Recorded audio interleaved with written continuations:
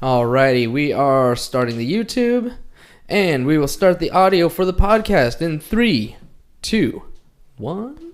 Welcome to another episode of Business Bros! Yay! Welcome back. I love it. Monday I ain't gonna afternoon. lie. I feel like I haven't been here in forever. It's because you didn't have a Friday podcast. That's we didn't why. have a Friday podcast. Was I here on Thursday? No, Friday we went to the real estate convention. Uh-huh. So we didn't have a podcast that day. We were out there talking to people. Can we talk a little live. bit about that for like 2 seconds? Did you go? No, I didn't go. You didn't go? Yeah, no. Oh. No, it was a great event. I should have, but I didn't. Yeah, I just want It was a to good event. want to mention this guy over here sitting across the table from me.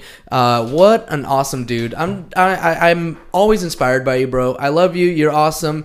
Everything that you were doing out there, I know, right? Wow. Yeah, I told you it's sibling rivalry, but there's a lot of love and respect here for real. You were out there talking to people, doing the damn thing, and sitting down with you afterwards, and like we had a little conversation with Claudio. You know, he was recording us, just kind of discussing everything that happened afterwards. It was really insightful, man. Just listening to you talk about your experience and the things that you did there, like super cool. Dude, it was super freaking cool. Honestly, the real estate convention this year, I've been to a lot of conventions, but this one was different because it was like podcasts on steroids. So I got to meet a bunch of people that have been on. We've had over 100 guests on the show. Oh, wow. And so, I mean, a lot of them realtors. So we get to meet them again in person. Right. And then people who listen to the show who I've never met in life, I got to meet them. And then on top of that, I get to do interviews. I basically talked to people all day long. I was tired. How many did you do? I had a Claudio is one of our camera guys, and he's helping me out on some social media stuff too. And he followed me the whole time. So since 9 o'clock in the morning to about 4 o'clock in the afternoon, it was nothing but walk around and talk to people the whole time. Oh, that's super cool. And that actually leads me to our next event that we're going to promo, which is May 22nd, in conjunction with Rick Vaza over at Driven Wealth Management. We're really excited about that. So please, if you have that time, put it on your calendar. What time is that starting at? That's starting at 6 p.m., I believe. 6 p.m. And do you know where it is? It is at Liberty Station. At Liberty Station. So we'd love to have everybody come out, come hang out with us, have a drink or two or whatever it is, but drive home safe. If you drink, don't drive. Do the watermelon crawl. Do the watermelon crawl. That was sorry. That was my karaoke song last week. It was great. Yeah, it was great. He's a karaoke. All right. Also, but other than that, yes. Also, if you guys do want details, at Business Bros Pod is our Facebook page. Go there. There's an event created. We can get your tickets all squared away. It's a free event. Basically, it's really, really simple. Retirement is not an age problem. It's a cash flow problem. And as soon as you solve the cash flow problem, you win, and you win time is what we're getting at. So here's an event. Developing your investment strategies. Come check it out. Learn a little something. Get some insight so you guys make some more educated decisions. Ready to rock and roll? One last thing. Oh, yes. 365 pairs of shoes by the end of the year. That's what we're shooting for. You can kind of see in the background, there's shoes all over the place. I got to start putting them in the garage. Otherwise, this room's going to smell like a bunch of shoes, but that's okay. We're looking for gently used shoes, 365 pairs, so we can donate to the homeless. So hit up James at csfirst.com or 619-884-0045. He'll ride over in his Harley and pick those bad boys up. And we appreciate every single donation we've had so far and every donation in the future. Let's hit that goal sooner rather than later. All right. Without further ado, thank you so much, Miss Hilary Bateman, for joining us today. First of all, we know that you are with Hilary Bateman Realty, part of Berkshire Hathaway, and also Little House of Flowers. Little House of Flowers. Love it. I was talking about this before the show because I was like, okay, this is a recent venture. Yes. Right? And so, I mean, tell me a little bit about why all of a sudden you take on this recent venture of flowers and what you're doing with it. Well, yes. In addition to real estate, I have a little flower shop. I've always had a passion for flowers. I grew up partly in Ocean Beach, and I'd go to farmers market every Wednesday, buy a bunch of flowers, come home, arrange them, and I'd be like, oh, this looked pretty good. I did good on that one. To me, they did. And then I ended up moving over by University of San Diego a couple years ago, and my family's had property over there for a while. So I've walked by this flower shop. It's a little tiny hut on the corner of Friars Road and Via Las Cumbres, right down the hill from USD. It's been there since 1982. And I've always walked by it. It's always been a flower shop, but never really open, just like on the big days, Valentine's Day, the flower flower shop Super Bowl, Valentine's Day, Mother's Day. The big days. The big days, yeah. So anyway, I was putting open house signs out in Bay Park, and I started talking to a guy who owns a flower shop over there, and we were talking real estate, we were talking flowers, and then it came up in the conversation. He was part owner of the one on Friars Road. He was trying to unload it, and next thing I know, I was signing a contract and I bought a flower shop. What have you learned so far? I mean, is there a huge difference between selling flowers and selling real estate? I mean, obviously it's a relationship oriented business. I think both are. Yes. I know personally, I've gone to the same flower place over and over and over, and it's not even a place. It's like this lady that sells them under the freeway. Right. But she's always there, right? And right. I know where to go. And so right. I don't know her personally, but I built that, relationship. What's that like, transitioning from, well, you're not transitioning because you're actually doing both. I'm doing both. The flower shop is kind of my real estate office, if you will. So I bring my computer, I'm selling flowers, I'm doing some real estate. And you're right, there's a sense of loyalty to people who come to buy flowers, because just in 6 months, I have regular customers that come buy. It's a little different. I had no flower experience. So the hardest part was figuring out how much product to buy, because that can put you under immediately. You buy tons of flowers and they only last, a week or 2 or 3 weeks at the most, if you really baby them. And then if you have too many, you have to donate them or throw them away, and that's lost money. So there's definitely a learning curve, and where to buy the flowers, names of flowers.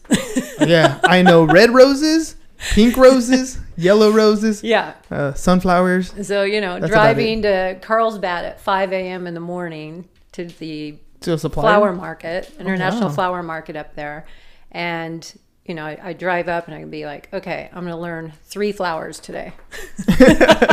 So I'd walk around and just ask questions. Yeah. Really quickly, I just want to jump in here and say shout out to Corey Anderson. He just jumped on to watch, and it is because of Corey that we have Hilary on the show today. So thank you very much, Corey. Thanks a lot, brother. Really appreciate Corey. it. So how has the flower shop helped your real estate business, or vice versa? Actually, where the flower shop is located, there are 3,500 residents within 1 mile of this flower shop. So it is surrounded by basically condominiums. You got your built-in geofarm. I do. So I have a lot of realtors that come by, put their open house signs on that corner. It's a very busy corner. So, of course, I'm like, here you go. Here's my card. I'm a realtor. You need a closing gift, blah, blah, blah. I have a couple property management opportunities that have come to me because of the flower shop.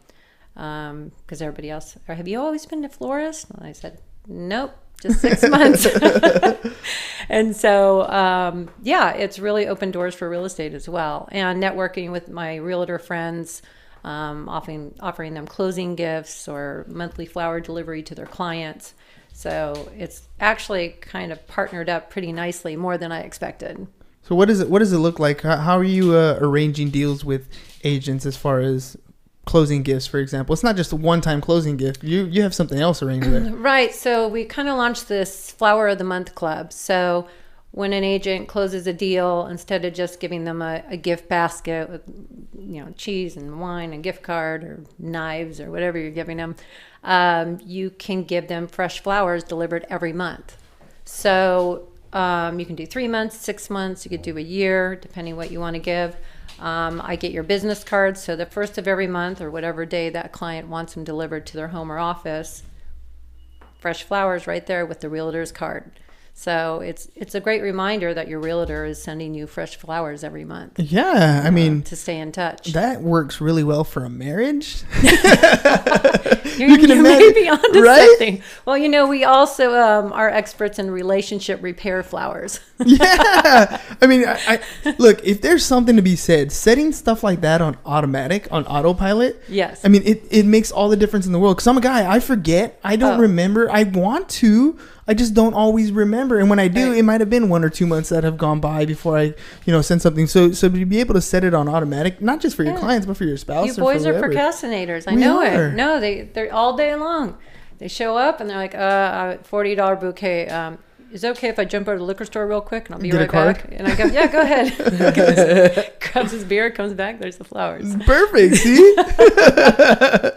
But that's a big thing. I love stuff that's set on autopilot. You know, like I pay my bills on autopilot. I do my savings plans on autopilots. Why can't I send my love on autopilot? Exactly, right? I mean, you're a busy person, right? I hope your wife isn't watching this. Actually, she would probably be happy to receive flowers. Like I walked you through my kitchen. It's our colors are very black and white, almost literally, right? Right. We have black, whites, and grays. So the cool thing about that is we have like under lighting that's different colors. So like in Christmas we can put red or we can put blue. Oh, that's cool. So you can change the colors around. So she would really like to have flowers every once in a while to offset the colors of the kitchen. Because when I walked through your kitchen, I was like, wow, it's very black and gray and white. You know, a big colorful floral arrangement on that counter would look fantastic. And she would love that. And imagine, like, you know, we can set it on automatic, and then every, you know, month or so a new set of flowers comes in. She gets, you know, maybe it's red one month, we go yellow another month, we go tropical, go aloha, we could do all sorts of things. See? Look at that. And that'll be happy, you know, that'll make the wife happy. But if you do that for your clients and you have a card, they know every month you have thought about them. Even though you set it up at the beginning. And we give you warning when they're delivered. So what I do is I send a text message saying your flowers were delivered. This is what it looks like. So then you have a heads up. And now you have a reason to call. Yes. Now you have a reason to call, because that's one of the big things is when I come across agents is you're supposed to be prospecting. You make sure you constantly touch your circle of influence. Yes. But if you have a reason to call, hey, did you get my flowers? Oh yeah, what was the colors? Yeah, oh great. You know, it's a little conversation starter to get them going. Right. And they're thinking about you. Now is the great time to be like, hey, by the way, I'm looking to close, you know, help out 3 more families. Who do you know that might be interested in buying or selling? Right. All of a sudden, you have a reason to call. They're happy. They want to help you out. I think you got a good thing going here. I think I do. I think it just, you know, came together. It did. See, sometimes business deals just fall on your lap. They do. You don't even know. And it was scary buying the flower shop. I think I laid awake every night for like 4 days going, what did I just do? Like, I don't have time to begin with. And now I've got a flower shop to deal with. I ain't know how to run it. So you got to walk me through that, because that's got to be, I know what that's like. You have an entrepreneurial mindset. So the idea popped in your head and it couldn't get out. No. You laid awake thinking about it after you signed the contract, but I'm sure you laid awake thinking about it before you signed the contract. It was fear on both sides. It was fear I was going to miss an opportunity, and this opportunity may not come back to me later. And it was the fear of doing something I know really nothing about. Yeah, well. So it was, you know, a lot of fear going on, but sometimes I think in life you just have to jump. Oh, absolutely. Yeah, you have to be a risk taker. Otherwise, you stay in the same place. Yeah, just shoot and worry about the ready aim stuff after. Right. All right. So, with a new venture and real estate, how are you balancing a schedule now? It's hard. I do have a wonderful floral designer that I work with that has 13 years experience. So she's been a great teacher as far as showing me how to design and also giving me some time away from the shop. We're open Tuesday through Saturday, 11 to 6. We're closed Sunday, Monday. So that's my weekend. But we have her fill in. We also, we had a couple interns for a few months so I could leave the shop and do real estate. And with real estate, a lot of it is phone calls and email and social media and all that sort of thing. And a lot of people see houses after 5 after they get off work. Yeah, when they're available. Yeah, and the weekends. So it's a balancing act. And I have an 11-year-old daughter and a dog. So just like everybody else, you've got to find your little time slots. Happy belated Mother's Day, by the way. Thank you. Thank you. So you basically had a mentor. Right. And that's actually a smart thing to do in almost any business. Yes. When you first got into real estate, did you also seek the same type of mentorship? I did. I got my real estate license, I think about 10 years ago. And that was rough. Yeah, it was when the short sale city.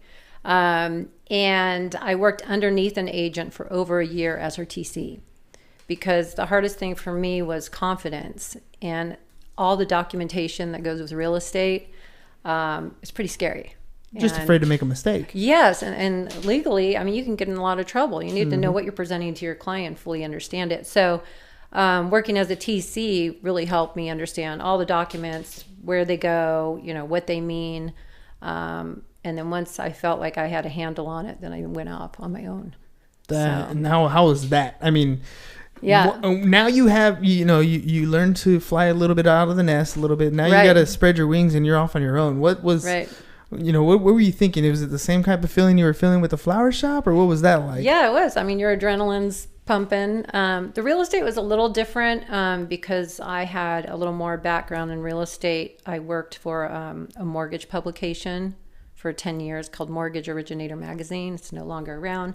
But so it's kind of in the real estate, and I had bought a few pieces of income property. So I kind of was dabbling in it, You spoke the language. Yeah, a little bit. So it wasn't as scary as the flowers. But you always like to play with flowers, so it's okay. You were an expert, right? Yeah, now I'm an expert. Well, think of it like this. There's a lot of people out there. I was telling you guys a little bit earlier. I wrote a parody song this weekend, and it's so goofy. So, by the way... I can't wait to hear it. Yeah. Oh, we must. So, Jose with Visionary Media is going to help me film a video for it. It's super corny, but you know what? Is it stored here on this computer? Yeah. Is it? But you can't play it yet because I gotta wait to do the whole premiere so that you guys can all see it. It will be super. I wanted to give the audience a preview. No. Sneak peek. You guys are gonna have to wait. It'll come out soon. I'll show you guys off the air though, for sure. If you guys want to listen to it, it's totally goofy. But it's about somebody who goes out and tries to sell the home by themselves. And then, of course, they struggle and they have to get an agent to do it. And, it's one of those things where just because I watch HGTV and I've seen it on TV all the time, that's it. I can sell this house by myself. No problem. Yeah. They don't understand the hiccups that come with it. That's why you did the TC work for a while. That's why, for those of you who don't know, the transaction coordinator work, right? You handled all the paperwork so you can understand what's going on because it's not just a flip of the switch and you're sold and done. No. And...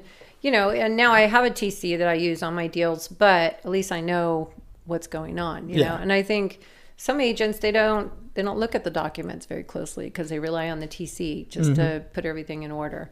And those documents are always changing, Always changing. So new rules, new laws, new regs, or broker has rules or whatever it is. And I believe in a second pair of eyes, always. If I write up a purchase agreement and I'm dealing with somebody, I'm kind of like, this one's making me a little nervous. I'll call my broker. I'll say, hey, can you look this over? Make sure, T's are crossed, I's are dotted, So I think it's important with real estate that you kind of work in an office where everybody helps you out. Yeah. And where you have that support, because even with a few years experience, even having a mentor, you still don't have all the answers. There's going to be situations that pop up, and you're going to just, even if you think you know the answer, just to bounce it off of somebody, so you can get a good clarification that what you're thinking is the right path to go on. Right. And real estate, it's a wild ride. You're dealing with investors, you're dealing with first-time buyers, you're dealing with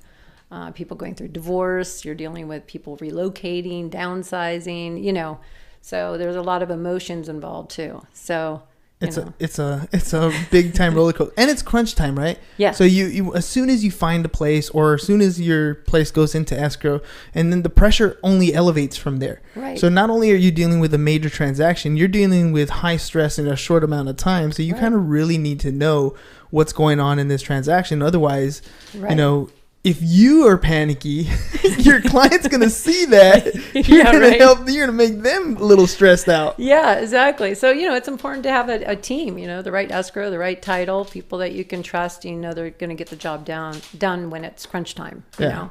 So surround yourself with people that are going to lift you up. And that's, you took that same model and you took it over here to the flower shop. Yes. So now you've started a new venture that you knew nothing about. Right. But you have mentors, you have support, you have the backup there. Right. So you can focus your attention on doing the thing that you do well, which is make the sale. Right. I, go out, I talk to people, and then she makes the flowers look beautiful, and it's a good team. And it's a win-win situation. Yeah. Who doesn't like flowers? Of course. Or real estate, for that matter. They go hand in hand. Yeah. You got to put the flowers somewhere. Right. So let me ask you, you said you started real estate about 10 years ago. Tell me a little bit about that market, because I really feel like there are many agents out there. We'll put it this way. I heard a stat saying that 80% of the homes that are going to be sold in the next couple of years are going to be sold by agents who don't even have a license yet. So that's just a testament to the turnover in our industry. There's people who come into the industry, they sell a couple homes, and then they're out. Right. 2 years, they're done, or less than 2 years. Sometimes they're done. Right. So you were around in about 10 years ago when the market wasn't so hot. Right now, people who've been in the industry since 2010, 15, 14, whatever it is, that time frame, they've only seen good times. They've only seen the upside of the market. Right. They don't have any idea what it was like then. And I feel like if we can share a little bit about those experiences when the market turns, because it will turn, it's not going to go up forever. Right.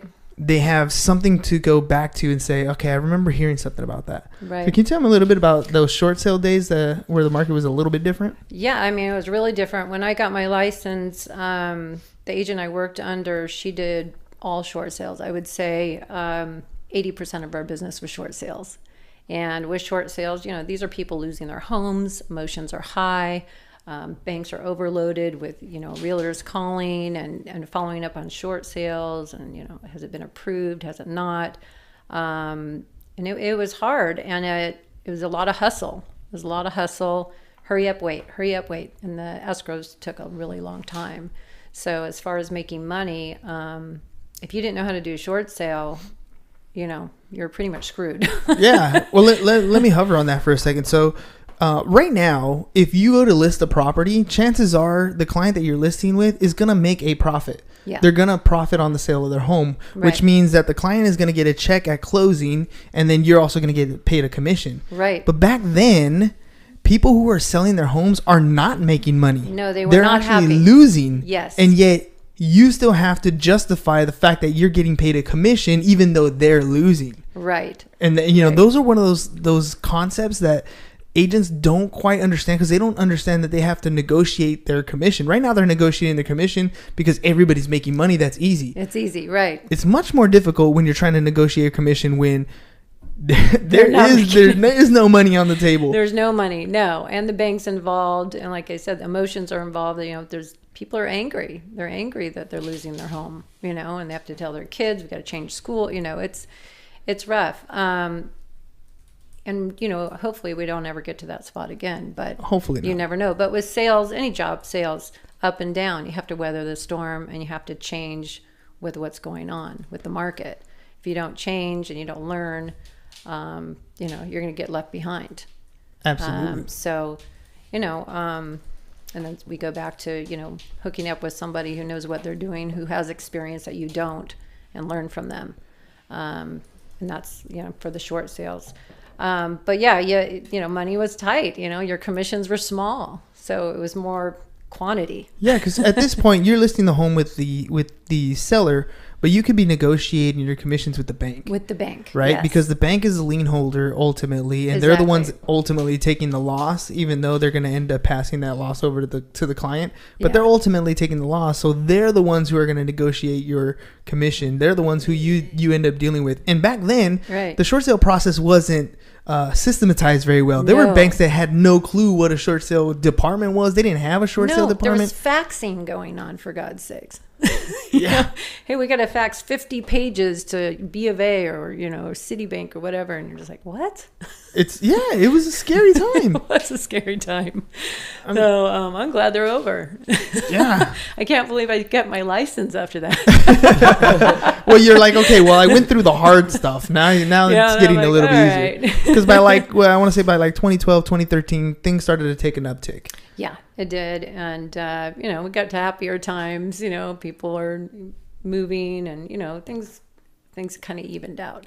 So, hopefully we'll stay on the uptick. I mean, you never know what the market's going to do. I read articles and, nobody has a crystal ball that is going to tell you what's going to happen. So you just kind of have to be prepared for whatever comes your way. I'm always paying attention to other markets too, and so I'm starting to see slow ups, especially in the higher end markets, 2 to 4 million plus.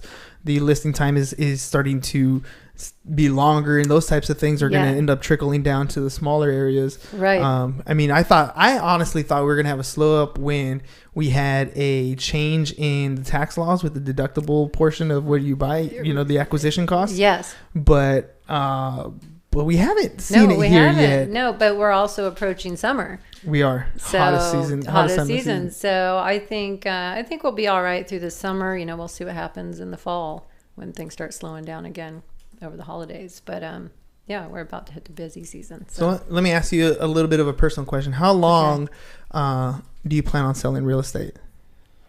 Oh, forever, probably. I love real estate. I do. I love homes. I love, I'm a real sucker for old homes. I love old houses. I like to restore them. I had a house in North Park, the first house I ever bought, and it was the crappiest house on the block. It had a couch on the front yard, it had a chain link fence, bars on all the windows, but it was all I could afford. Oh, so it was a real peach, huh? Yeah. I think I had $10 in my checking account when I closed when you escrow. Finally closed escrow? This is before I had my license. And I restored it. It was great, and sold it and made some money. I did that, a couple times. It's beautiful when you can do that in San Diego, huh? Yeah, it is. Yeah, we've done that. But then I've also, lost too on a few deals too. And those hurt more than the wins, don't they? Yes, I'm a sore loser. Oh, same here. I mean, we won on a lot of deals, and then we did one that lost, and man, leaves such a sour taste in your mouth. Yeah. You're like, well, I'm just gotta move forward. Yeah, well, I mean, there's nothing you can do but move forward. But at the same time, those are lessons learned. No, for sure. All right, Hurley, I'm going to ask you, I'll give you time to talk to the camera. If agents wanted to get a hold of you, if they want to order flowers or set things on autopilot, how do they get a hold of you? All right. So you could just Google Hilary Bateman and you'll find me. I'm on there. That's probably the easiest way. But I am with Berkshire Hathaway in Point Loma on Rosecrans, 1221 Rosecrans. You can reach me at 619-284-5288 for all your real estate and flower needs. If you want to come by and say hi, Little House of Flowers is at 6090 Friars Road, right by USD, about a half mile west of Fashion Valley. We've got flowers and succulents, and there's a great taco truck in the parking lot. I got to give a shout out to Kiko's. Kiko's Tacos? Kiko's food truck. Fantastic. So you can stop by, grab a taco. You can go into Del Mesa Liquor. Grab a beer. Giant liquor store, and then come get some flowers. It's like a one-stop shop. Boom. Food, drinks, and flowers. Food, booze, and flowers. If you're in trouble, that's a perfect combination to come home with. Oh, yeah. It's crazy. Yeah. So, I mean, there's no reason not to stop on that corner. Yeah, everything you need. Everything you need, right? How have you been doing on social media? Have you been using it much? I have. I'm not a huge fan of social media, although you would think I am because I post every single day. It's a love-hate relationship. For business, it's a must. You have to. And I'm trying to do more video, hence podcast. Here I am. First ever. I've never even listened to a podcast. And here I am. So it's internet radio. It's the same thing. Internet radio. Yeah. So no, but social media is huge. Getting likes and I've sold a lot of flowers. People just message me on Facebook. Hey, can you deliver? And I'm like, wow, I'm doing business on social media. That's where it's at. Okay. I've had clients contact me via Facebook, and I had a client just sold a condo to in San Marcos. She reached out to me on Facebook. So it's working. It's working. So, it's kind of cumbersome. I don't really know what I'm doing, when I like double post or I... Yeah. We still make those mistakes. It's because I really wanted you to see it. That's what happened. Yeah. I posted it twice because it was that important. So excited. Yeah. No, it's not the only thing you do for prospecting, but it's a thing we should all do. Yes, for sure. Yeah, and just a lot of networking, getting out there and going to events and going to lunch and learns or networking with other agents, just getting out there and talking to people and letting them know what you do. And what you have a passion for. And, if you have a passion for it, then people get excited and they want to They want to be around that kind of passion. They feed off of your energy, right? They want the energy. Yeah, they feed off your energy. Yeah. So that's exactly what you're supposed to do. Hilary, it's been fun. See, fun. Was it very difficult? No. I told you had all the answers to the test. It's easy. The test was about you. So last question. You ready? Ready. Who do you think would be a good guest to have on the podcast? I am going to throw out from my office, Berkshire Hathaway, Leanne Eldridge. Leanne Eldridge. Mm-hmm. You've been tagged, little lady. Yep, you're next. You are next. She orders a lot of flowers from me for her clients. She's doing the Flower of the Month Club, and she's a great agent. So I love that Flower of the Month Club idea, by the way. It's perfect. I mean, you stay top of mind. It's not a one gift, forget it. Your clients are not going to forget you. Not going to forget you. So you should do it for a year, by the way. One every month. Right? Exactly. On it. All right, ladies and gentlemen. Hey, I hope you guys had found this information valuable. At the very least, set yourself up to do something on a regular basis, even if it's not flowers, but flowers just make sense. Remember, even though they might be married, you're kind of courting them as a couple, a business couple, right? Business couple, so you have to have that courting relationship kind of mentality. Let them know you care about them, you're thinking about them, and it gives you a reason to call. So if you guys have any questions, make sure you contact Hilary. Is her contact info still right there? Nope, but we're going to put her contact info on the screen so you guys can make sure to reach out to her and get those flowers squared away. And as a reminder, 365 pairs of shoes is what we're looking for the end of the year. Okay. So if you have any shoes, let us know. Okay. We'll send James out there, 619-884-0045 or james@csfirst.com, and he'll ride out on his Harley and pick them up. And then May 22nd at Liberty Station, developing your financial strategy. It's not an age problem, it's a cash flow problem, and you need to figure out the cash flow problem sooner than later. Otherwise, you're not going to have enough time to enjoy life. That's what it's all about. That is what it's about. Hilary, thank you again for coming over. Thank you. It's been fun. Ladies and gentlemen, that's all we got for you guys today. Peace. Bye-bye. And I'm out. Bye, Facebook. We love you. Facebook. By the way, I love the new mic stands. They're the best. Actually, the best. Your voice came out amazing. It did great. Yep. I was just afraid I was going to say something stupid. I do that all the time. You don't got to worry about that. All right, we're going off live now. Bye, guys.